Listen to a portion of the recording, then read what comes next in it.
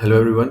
आज मैं आपको ये बताऊंगा कि यूरोपास पे आपने सीवी कैसे बनानी है, और मैं ये भी एड्रेस करूंगा कि हर सेक्शन में आपने कौन सी इन्फॉर्मेशन डालनी है, क्योंकि बहुत सारे लोगों के क्वेश्चंस आ रहे थे कि यूरोपास पे सीवी कैसे बनानी है या इन जनरल सीवी कैसे बनानी है। तो जितने भी लोग यूरोप में एडमिशन्स के लिए अप्लाई कर रहे हैं तो एक्सटेंडेड फॉर्मेट है सीवी का, जो कि यहाँ पे एक्सेप्टेबल है और ये बहुत वाइडली यूज्ड भी होता है और लोग एक्सपेक्ट भी यही कर रहे होते हैं।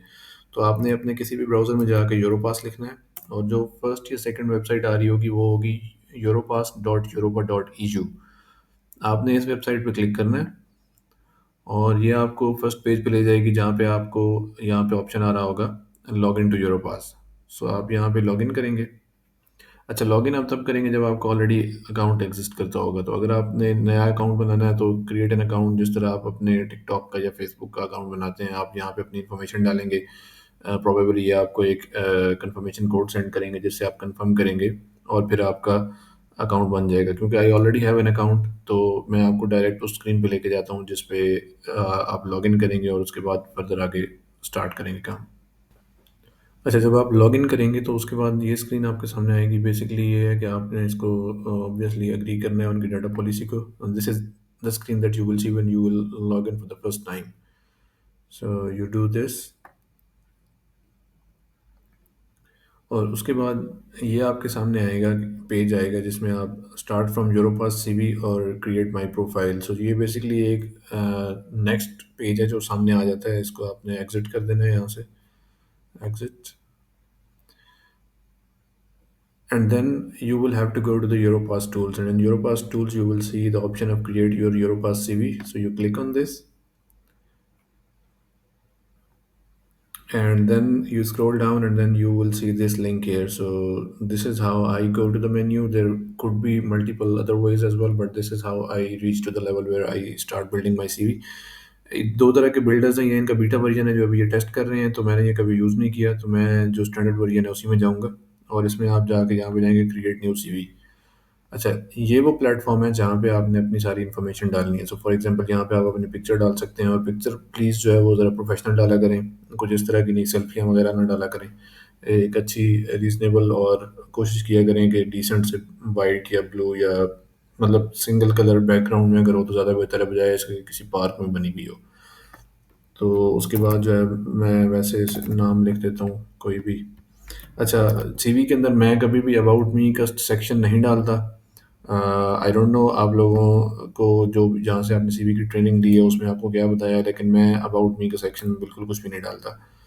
और पासपोर्ट एंड आईडी का यहाँ पे कुछ भी नंबर देने की ज़रूरत नहीं होती, क्योंकि ये आपका पर्सनल नंबर होता है और ये बाद में लेटर स्टेजेस पे चाहिए होता है। डेट ऑफ बर्थ ज़ाहिर रिक्वायर्ड होती है आपकी, तो कोई भी लेट से डेट ऑफ बर्थ डाल देते हैं। And okay, and then city of birth required होता है, कंट्री ऑफ बर्थ रिक्वायर्ड होता है। अच्छा, इसमें ये इन्फॉर्मेशन जो है ये चाहिए होती है। तो फॉर एग्जांपल मैं पाकिस्तान डाल देता हूँ। नेशनैलिटी लाजमी डाला करें, क्योंकि उससे उनको अंदाज़ा होता है, क्योंकि ये पार्टनर कंट्री और प्रोजेक्ट कंट्री का होता है, स्पेशली रासमस में केस, तो उसमें नेशनैलिटी वगैरह का ज़रूर डाला करें।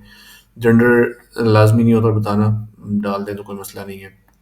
अच्छा, उसके बाद जो है वो आपके फ़ोन नंबर डाल दिया करें। सोशल मीडिया में मैं सिर्फ लिंक्डइन मैंने डाला हुआ है। बाकी अगर आप कुछ अटैच करना चाहें जो आपकी प्रोफेशनल लाइफ शो कर रहा है तो बेशक करें। एड्रेस अपना डाल दें, एंड देन दैट्स इट। तो आप सेव करेंगे, यहाँ पे आपकी इन्फॉर्मेशन आ जाएगी, ये सीवी बिल्ड होना स्टार्ट हो गई है। अब आपने नेक्स्ट सेक्शन डालना है। अब मैं आपको एक एक करके बताऊंगा जो सेक्शंस मोस्टली यूज़ किए जाते हैं। सीवी में आपने वर्क एक्सपीरियंस लाजमी डालना है। एजुकेशन एंड ट्रेनिंग का सेक्शन मस्ट है ऑब्वियसली। लैंग्वेज स्किल्स मस्ट है, ये लोग कई लोगों ने नहीं डाला होता, बिल्कुल ये आपने लाजमी डालना है। स्किल्स का सेक्शन डाला करें जिसके अंदर आप समराइज करके अपनी स्किल्स बताया करें। और ये जो चार सेक्शंस हैं ना, ये डालने के बाद फिर आप एक मैं ये सेक्शन डालता हूँ। अगर आपकी पब्लिकेशंस हैं तो वो लाजमी डालें, क्योंकि वो बहुत इंपॉर्टेंट चीज़ होती है। एंड देन उसके बाद मैं डालता हूँ अपने प्रोजेक्ट्स।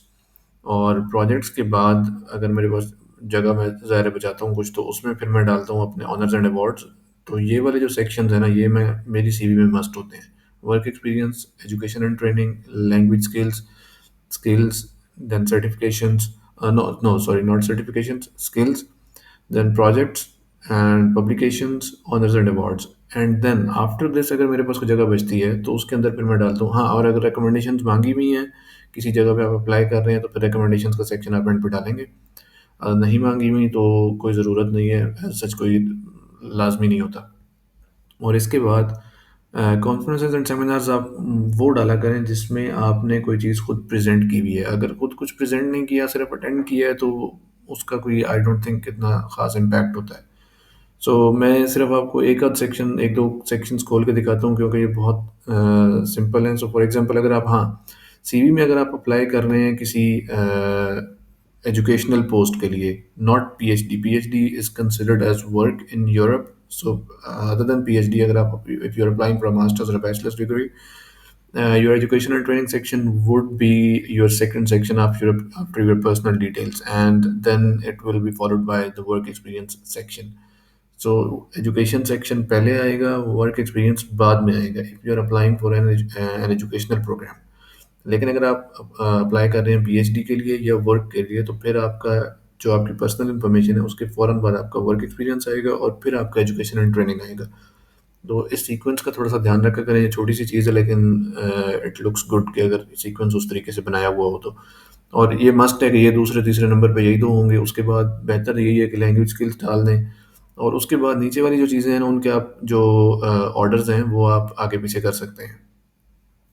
अच्छा, तो ये हो गया। अब मैं फॉर एग्जांपल आपको कुछ बताता हूँ कि लेट्स से वर्क एक्सपीरियंस का एक सेक्शन ऐड कर लेते हैं।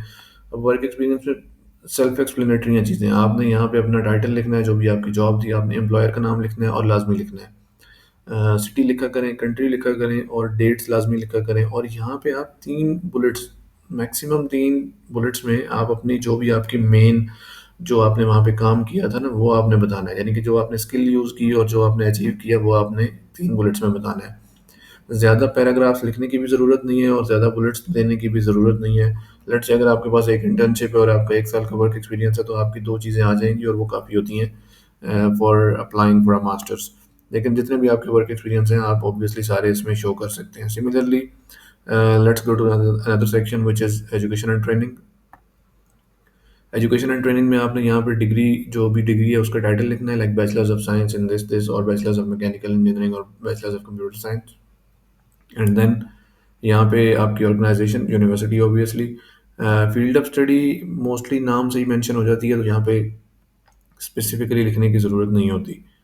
देन यूनिवर्सिटी की वेबसाइट डाला करें। लोग समटाइम्स जो है वो यूनिवर्सिटी की वेबसाइट पे जाके चेक कर लेते हैं कि ये वाकई कोई अच्छी यूनिवर्सिटी है, एग्जिस्ट करती भी है कि नहीं है। EQF लेवल जो होता है, ये नेट पे चेक कर लीजिएगा। ये बेसिकली एक इक्विवेलेंस लेवल है जो डालते हैं, तो यहाँ पे मेंशन कर दिया करें, सिटी मेंशन किया करें, कंट्री और ड्यूरेशन लाजमी मेंशन किया करें।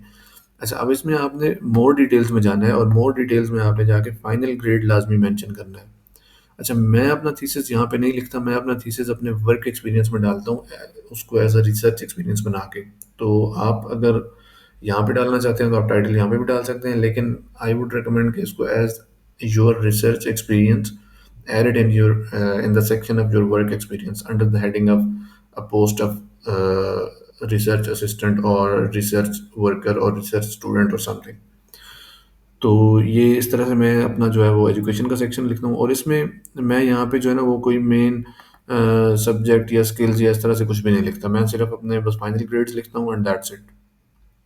एंड यस, सो इस तरह से आप अपनी, अच्छा, अगर आप मास्टर्स के लिए अप्लाई कर रहे हैं तो फिर आप अपने बैचलर्स और आप अपनी जो एफएससी है या ए लेवल है उसको आप मेंशन करेंगे। लेकिन if you are applying for a PhD, then I think bachelors and masters information is enough, because then you also have to show some work experience और some other things like your publications or your research, at least your research experience, to make your profile stronger for the PhD.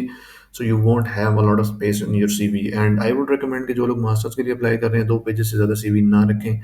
2 pages पे रखें, जो information उनको चाहिए वो सारी आप इधर ही मेंशन हो जाती है 2 पेजेस पे। मेरी CV 2 पेजेस से ज़्यादा कहीं कभी भी नहीं गई थी। किसी भी प्रोग्राम में जो मैंने एप्लीकेशन भेजी है, मेरी CV 2 पेजेस से ज़्यादा नहीं थी। इवन काफ़ी प्रोग्राम्स में 1.5 पेज तक भी थी। तो इस तरीके से आप एजुकेशन एंड ट्रेनिंग डालेंगे। और सिमिलरली सेम फॉर्मेट पे आप ये बिल्कुल देखें, एक फॉर्मेट बना हुआ है, आपने बस इसके अंदर इन्फॉर्मेशन डालते जाना है। और इसी तरीके से आप सारे सेक्शंस फिल कर लेंगे जो जो मैंने आपको बताए हैं। और अल्टीमेटली लेट्स से आपने ये सारे काम कर लिए और लेट्स से कि आपने यहाँ पे सारी इन्फॉर्मेशन अपनी फिल कर दी और आप नेक्स्ट पे चले गए।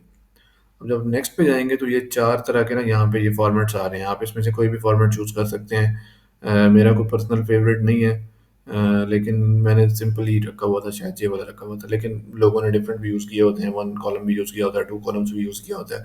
बस वो रखें जिसके अंदर मैक्सिमम इन्फॉर्मेशन आपकी जो है वो दो पेजेस के अंदर आ जाए, क्योंकि कुछ इनमें से फॉर्मेट ऐसे होंगे जिसमें आप जब उसको सिलेक्ट करेंगे तो वो तीन पेजेस पे चली जाएगी सीवी, और सेम इन्फॉर्मेशन किसी और फॉर्मेट में दो पेजेस पे आ रही होगी। ये पर्सनल एक्सपीरियंस है मेरा। साइज़ मीडियम रखा करें, स्मॉल ना किया करें। लोग जो है वो ज़्यादा इन्फॉर्मेशन डालने के चक्कर में साइज़ स्मॉल कर देते हैं, और फिर बाद में वो पढ़ने वाले को कई बेचारे जो होते हैं वो मेरी तरह उनकी आई साइट वीक होती है, तो वो उनको पढ़ने में मसला हो रहा होता है, तो ये ना किया करें। इरास्मस यो सॉरी यूरोपास लोगो जो है वो आपने रखना है तो फर्स्ट पेज ओनली पे रखें, अगर नहीं रखना तो ना रखें। मैंने जब पहले अप्लाई किया था जब मास्टर्स के लिए तो मैं रखता होता था, अब मैंने हटा दिया है बिल्कुल। और ऐड पेज नंबर्स, जब दो ही पेजेस हैं तो पेज नंबर्स डालने की ज़रूरत नहीं है।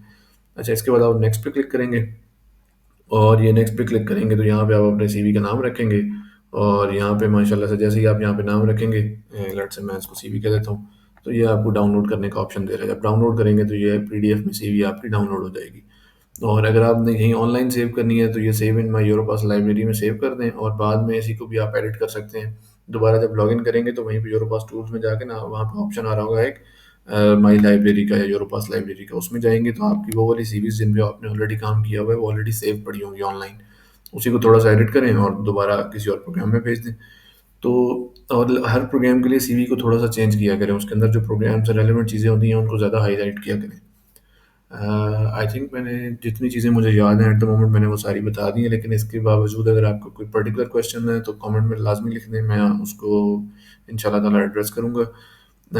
मेरा इंस्टाग्राम पेज है जिस पे मैं कॉन्स्टेंटली स्कॉलरशिप्स के हवाले से इंफॉर्मेशन शेयर करता रहता हूँ, तो वो फॉलो कर लें और चैनल सब्सक्राइब कर लें, क्योंकि मैं फर्दर भी इस पे वीडियोस बनाता रहूँगा कि सीवी कैसे बनानी है, लेटर मोटिवेशन कैसे लिखना है, और बाकी चीज़ें कैसे जो आपके डॉक्यूमेंट्स हैं वो कैसे प्रिपेयर करने हैं। और एंड पे अगर आप लोग फर्दर वीडियोस भी देखना चाहते हैं सीवी के हवाले से तो दो वीडियोस और भी पड़ी हुई हैं सेम चैनल पे, आप जाएं तो सीवी के हवाले से दो वीडियोस मैंने और बनाई हुई हैं, तो वो भी देख लें। I hope I have answered all the questions that I have been asked on my Instagram and also through my DMs. And see you next time. Allah Hafiz.